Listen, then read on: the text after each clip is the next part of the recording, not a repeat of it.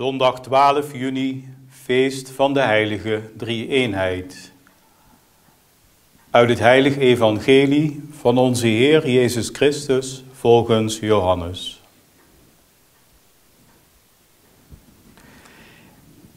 In zijn afscheidsrede zei Jezus tot zijn leerlingen: nog veel heb ik u te zeggen, maar gij kunt het nu niet dragen.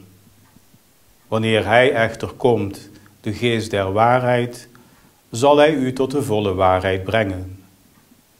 Hij zal niet uit zichzelf spreken, maar spreken al wat hij hoort en u de komende dingen aankondigen.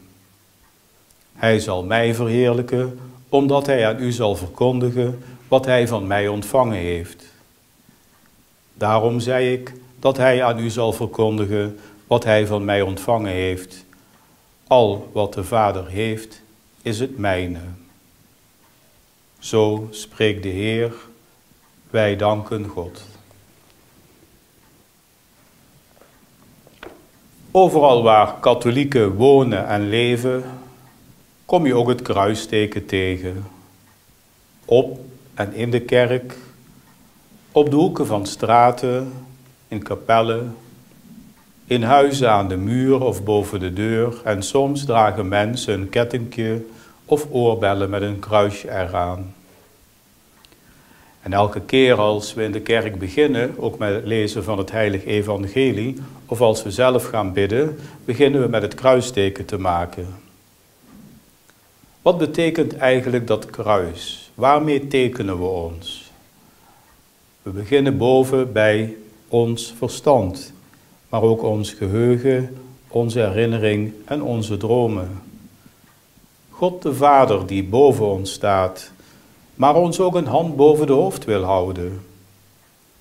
En dan Jezus de Zoon in het midden bij het hart, maar ook midden in het hart tussen ons mensen komen leven en dichtbij het leven van ons. De Heilige Geest op de schouder, een soort schouderklopje ook om ons te helpen het goede te blijven doen.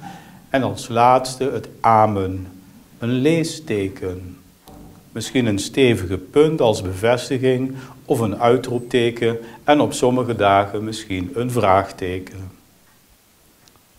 Als je goed naar een kruis kijkt, als je het kruis maakt bij het bidden, dan is er een lijn die recht naar boven wijst.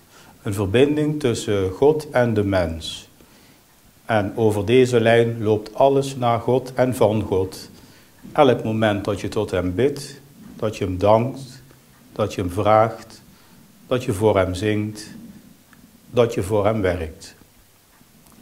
En er is ook een soort dwarsbalk, uitgedrukt in de stola, Jezus' armen, helemaal open, alsof hij de mensen en de wereld wil omhelzen. En elke keer als je goed doet aan een ander, vergeving schenkt, dankt, helpt, deelt, help je Jezus daarbij. En ben je een beetje zijn handen. Er zijn mensen geweest die dat heel goed hebben gedaan. Onlangs hebben we aan de Nederlandse heilige gedacht, Titus Brandsma, in de Tweede Wereldoorlog. Maar toen wij werden gedoopt, hebben de ouders en de Peter en Meter op de voorhoofd in de kerk voor het eerst het kruisje gemaakt. Ook door de priester gedoopt in de naam van de Vader, de Zoon en de Heilige Geest. Een kruisje gezalfd met chrisma op het voorhoofd. Een echte christenmens.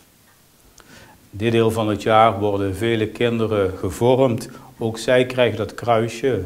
En heel kostbaar, zeker ook in de 2 coronajaren, de zalving van zieken en stervenden. Een teken van liefde tot het uiterste, zoals Jezus het heeft voorgedaan en vandaag aangeeft. Liefde voor God en voor de medemens. En dan is er gisteren ook in Roermond een priester gewijd. Zijn handen gezalfd. Vandaag de eerste heilige mis op de heilige drie-eenheid. Om de kruisjes uit te gaan delen, de neomissenzegen, maar ook in het doopsel. Heel bijzonder de laatste zegen bij uitvaartdiensten. Heel bijzonder de zalving van zieken. En bidden wij heel bijzonder voor hem als nieuw gewijde priester en voor de jonge mannen die dit liturgisch jaar al in India gewijd zijn. Mogen dit ons gebed tot de drie-eenheid zijn op deze zondag. Amen.